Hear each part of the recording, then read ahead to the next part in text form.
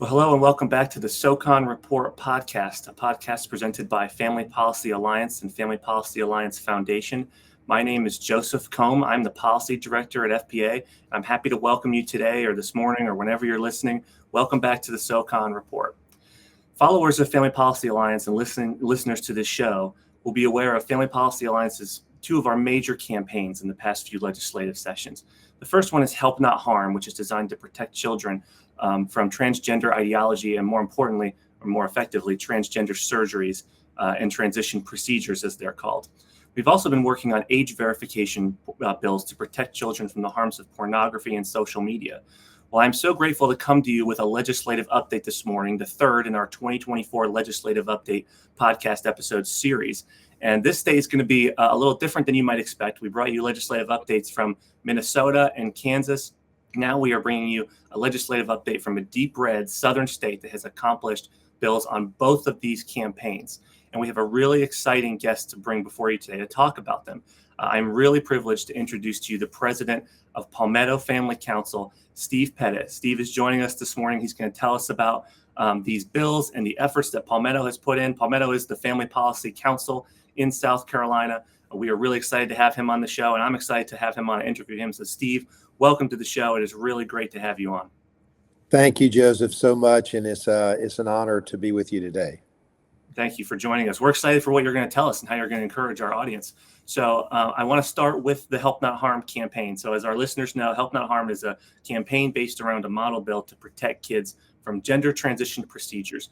And we've seen 22, now with South Carolina being the 23rd state to pass these bills. And congratulations to you all on that, Steve. I want to ask you, first of all, just about the bill generally. Tell us what it does specifically for South Carolina, and then tell us how did this happen? I know you've joined our movement, our FPC movement, relatively recently, but you're also a leader in our movement. I know you've worked hard to get up to speed on these things. So just tell us generally what happened and how did we finally get it done in South Carolina this year? Well, thank you. It was a wonderful experience process. I came in this year on the late end. I didn't become the president of Palmetto until the 1st of April. And of course, the first thing that came to my understanding was the Help Not Harm bill. And fundamentally, it protects minors from the damaging effects of transgender change. And so what it does in South Carolina is it eliminates procedures, both surgical and chemical, and it curbs the social transitioning through counseling and gender affirming care. So basically it allows children to get the care that they need. They're made in the image of God. God made them male and female, and of course a proper biblical worldview understands that. So it was a process that was passed by our House within the first week or so of the legislative session back in January, and it was passed in our Senate right at the end, the last week or so of our session that ended in May. So it was a concerted effort among many groups in South Carolina. No one group, no one person has the influence. It's the work of a lot of people, and of course Palmetto Family is at the forefront of this, or at the center of this, I should say, along with the Family Caucus, which is in the Republican Party in South Carolina. Well, sorry, I'm having technical difficulties this morning, Steve, but thank you. That was great. I appreciate that. You're right. I remember this bill is based, when I was reviewing it with your staff, when it was first introduced and as it's developed, it is based strongly on Family Policy Alliance's model Help Not Harm bill, which is great to see. As I said, we've seen a lot of bills passed across the country along these lines, and South Carolina is the 23rd. It has those main protections from transgender surgeries, or sex change surgeries as they're called. Right. I won't go into any more detail on that just because it is gruesome, but I think our audience is generally aware of what that means. And what you said, the chemical transition efforts too, which are puberty blocking drugs and cross-sex hormones. This protects children from those for treatment of gender dysphoria. And that's a huge win, because you're so right, Steve, that we believe with you that no child is born in the wrong body. God made each child individually, fearfully and wonderfully, as male and female complementary. And we're thankful that South Carolina is now added to the ranks of states that are protecting kids from this. And we're just thankful for the partnership with Palmetto to get this done too. I mean, you all did all the work on the ground, and you guys did fantastic work. But this partnership has been great because you all have been part of our coalition on the efforts to pass these bills for about 2 years now. And we've shared branding. If you go to the Palmetto State website, everyone who's listening, you'll be able to see the Help Not Harm branding is shared between Family Policy Alliance and Palmetto. And we're just thankful for that partnership. It's been really gratifying. One way your bill goes a little bit beyond our model bill that I want to talk about that's really important is it addresses what's called social transitioning, in quotes.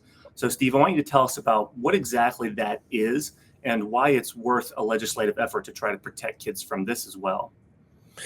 Well, I think as we understand, the whole transgender movement has nothing to do with your physical birth, but it's more psychological, and it's a twisted understanding of who we are as persons, our identity as persons. And so a part of the process is giving counseling and gender affirming care, really speaking truth into people where truth is not being spoken. And so children need to get the care, they need to get the counsel, they need to, if I could say it properly, get the therapy that they would need and that the state would provide for them, and the support of that in South Carolina so that people can live whole, healthy, and balanced lives. And so we're super thankful for our legislators. This whole process, it has been a process. It's a process of education, which is a part of what the Family Alliance does in providing. And as you educate, you have to help your legislators understand the effects of this, the damaging effects, the negatives. And also there's conscience matters, because there is the conscience of who we are in relationship to God and how God has made us and created us. So it's really the implementation of a biblical worldview within your state house, which is foundational. Righteousness exalts a nation. Sin has reproached any people. And so this is the right thing, and this is the right understanding. So hopefully that gives you an idea of some of the things we're doing. I don't know all that's being done, but that does give us some of the understanding. No, that's great, Steve. I completely agree. And it's really just encouraging to hear. I know it will encourage our audience, especially those in South Carolina. And just on social transitioning, I think this is really important too, just because social transitioning, it's when you allow a child basically to wear clothes or use pronouns or a different name of the opposite sex if they're struggling with gender dysphoria and have adopted some kind of new sexual identity. And I think this is really important because social transitioning, again in quotes, is increasingly being recognized as a medical intervention, and that parents need to be involved in those decisions if they happen at all. I mean, we think they shouldn't happen just because, as we said earlier, God doesn't make any mistakes when he makes people. But either way, it's being increasingly recognized as a medical intervention. And this bill, which I love about this bill, is that it treats it that way. And I think that'll really set a new standard and set South Carolina apart as a pioneer in trying to take that specific issue on. So we're thankful to you guys for pushing for that, and I hope it continues to hold up well. Most of the other bills have held up well when they've gotten challenged in court. So I think yours will too, and that should encourage our audience as well. I mentioned at the top of the hour, Steve, that South Carolina, unlike some of the other states we've done one of these legislative update podcasts on, is what political analysts you might casually call a red state or a deep red state. And some of our audience might be wondering why it took South Carolina a little bit longer to finally get this done, because it seems like a pretty obvious policy for people who have a biblical worldview or socially conservative, as our podcast is called. But you and I know that political dynamics can run a lot deeper than that, Steve, because we work in this world. So I want you to help us understand help our audience understand a little bit better. What were some of the big hurdles in finally getting this done in South Carolina, and why it might have taken a little longer for them as opposed to some of the other more conservative states that have passed the Help Not Harm bill? Well, you've asked me a great question. I have not lived in the South Carolina State House throughout my life, though I am from South Carolina and was raised here.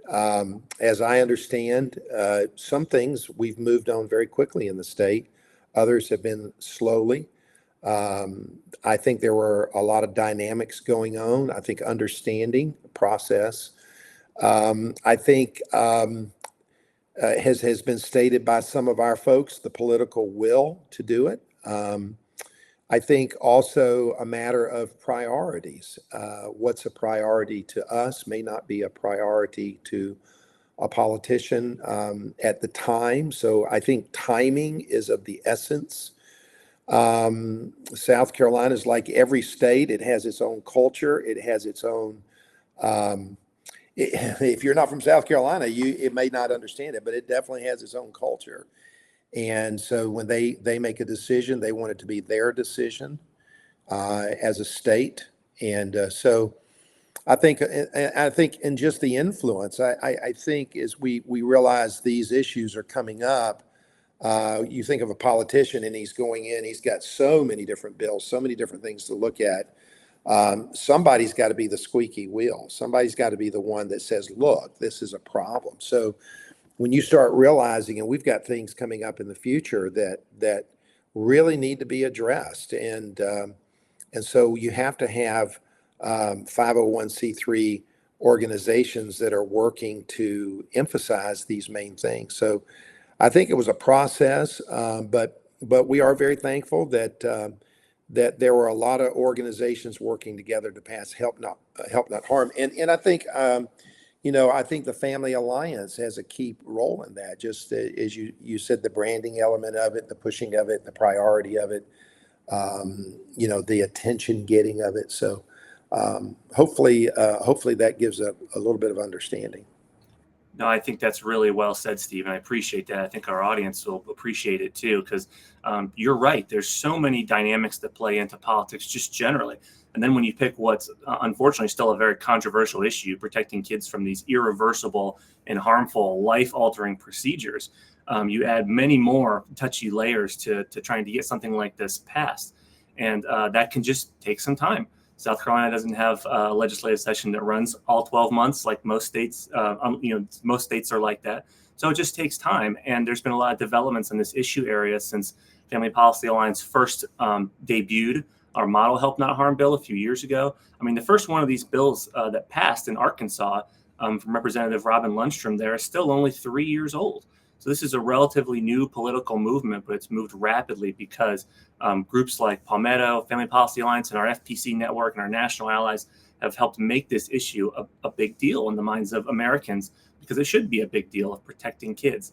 And I want to additionally add to that, you're right, the FPC Alliance and Family Policy Alliance have done so much to get this done, particularly the FPCs on the ground. And we've also had some major assistance from national allies on this. And for South Carolina's sake, I want to specifically thank our friends at Alliance Defending Freedom, who testified in favor of the bill and have helped advise all of us as we've revised the bill, because while South Carolina has worked on this, multiple other state Help Not Harm bills have been enduring court challenges and have mostly prevailed against them. We've had 4 federal circuit courts of appeals that have ruled in favor of Help Not Harm bills in other states. And groups like ADF and us here at FPA have helped revise these bills to get in line with those and to better endure court challenges so that kids can be better protected in the long run too. So thank you for that, Steve. I really appreciate it. And before we wrap up today, I want to talk about another massive win for Palmetto and for our alliance relationship, which is on the same day that your Governor Henry McMaster signed the Help Not Harm bill into law. He also signed into law a bill requiring age verification for pornographic websites and pornographic publishers. This has been a big focus of FPA this year. We saw that in the previous year, we had 7 bills get passed in different states doing just this and succeeding. It started in Louisiana, and 7 other bills passed, including my home state here in Virginia. And FPCs like Palmetto were coming to us asking for us to help them get this done in the other states. And we're so excited that South Carolina is one of them. I think you are on the same day that the governor signed it.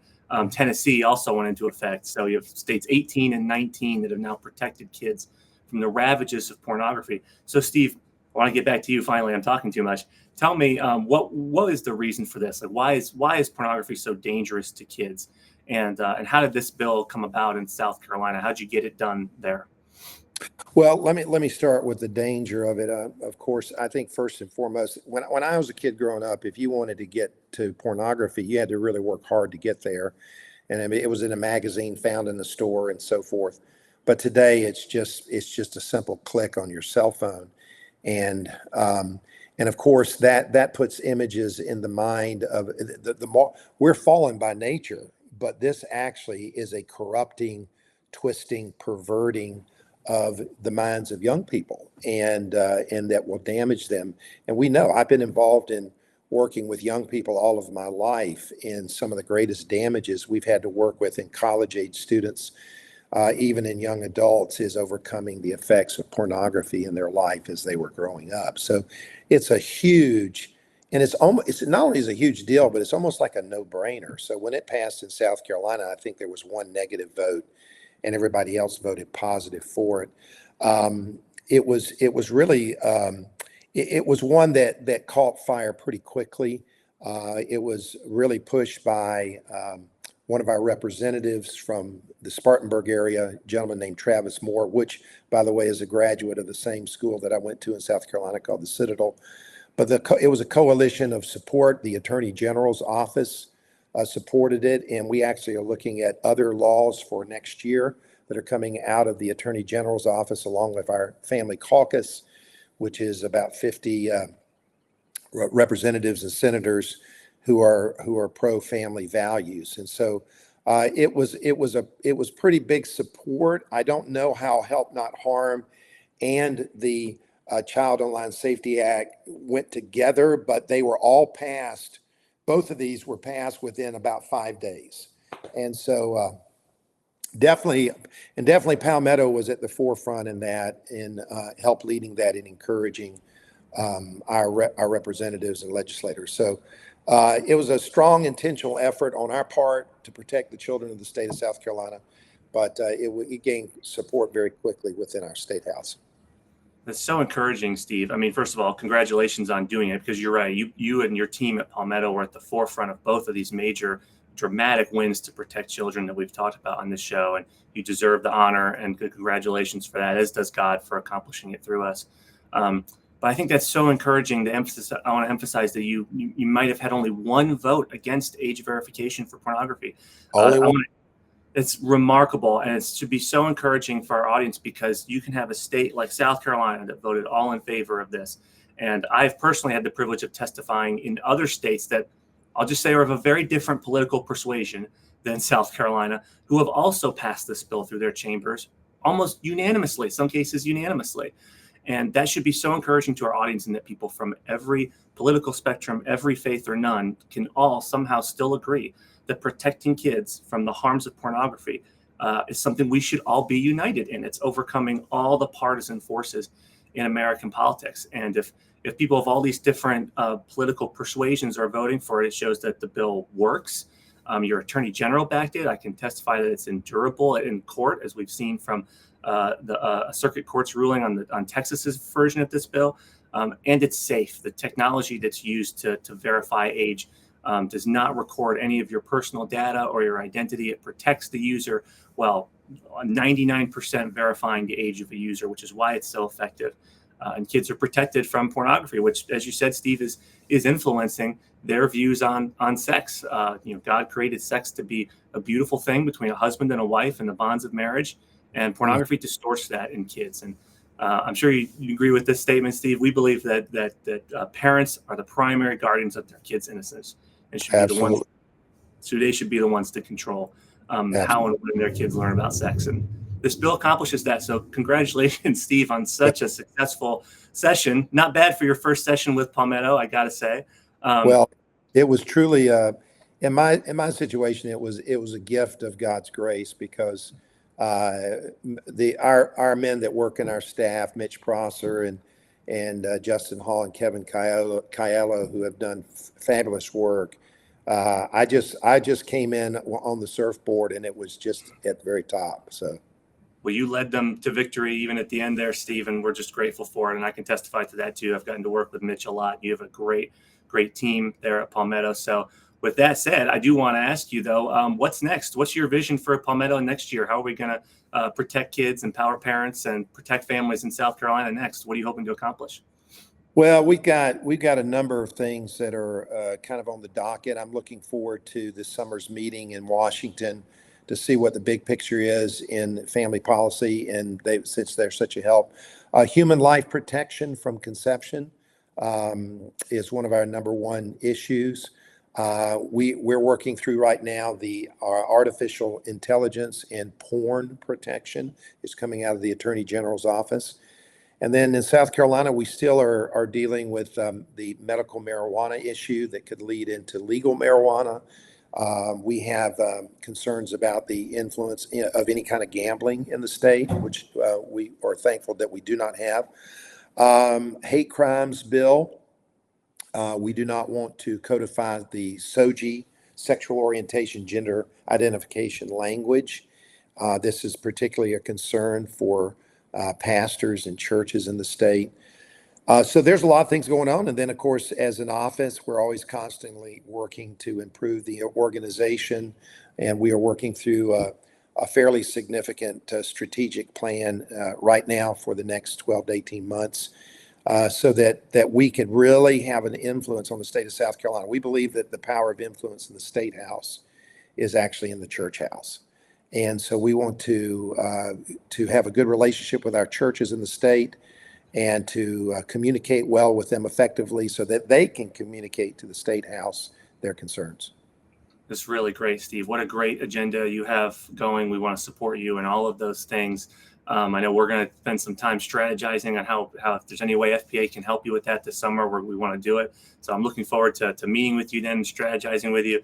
And I'll just say from a Virginia Military Institute grad, it has been really fun to talk to a Citadel grad today. So thank you for your time. Before we go, I just want to encourage our audience to connect with Palmetto if you haven't already. They're on all major social media platforms, I think. Steve, correct me if I'm wrong, but tell our audience better. How can they connect with you? And more importantly, how can they support and encourage your efforts? Well, they can come to all the social. Once you get to the website, palmettofamily.org, then you can find all the social medias. We're working on refreshing and rebranding and doing some work there. But they can really support us by we're like all alliances or councils. We're working to fundraise. We're a nonprofit organization to support our staff and our team. To be able to have an influence and a dynamic in the state. That's really great. Steve, I'm so thankful for your time this morning. We really appreciate it. Thanks for all you're doing. We pray blessing over you and that you keep up the great work. We know God's shown favor to Palmetto and to all of South Carolina, and he will continue to. And just before we go, folks, I want to mention that Palmetto Family Council is one of about 40 state family policy councils. If you haven't connected with the State Family Policy Council or FPC in your state, I encourage you to do so by going to familypolicyalliance.com/allies. Or if you simply type in Family Policy Alliance to Google and go to our website, you'll see an allies page in the top right corner, and you can connect with the FPC in your state to see how family policy is being done in your state, how families are being protected, parental rights are being upheld, as you've heard, and kids are being protected from all the malign influences that are out there on them today. So we just thank you for your support for all of us, for groups like Palmetto and for Family Policy Alliance. We hope you're encouraged this morning, and we just pray a blessing over you, and we will see you back on the show again soon. Take care.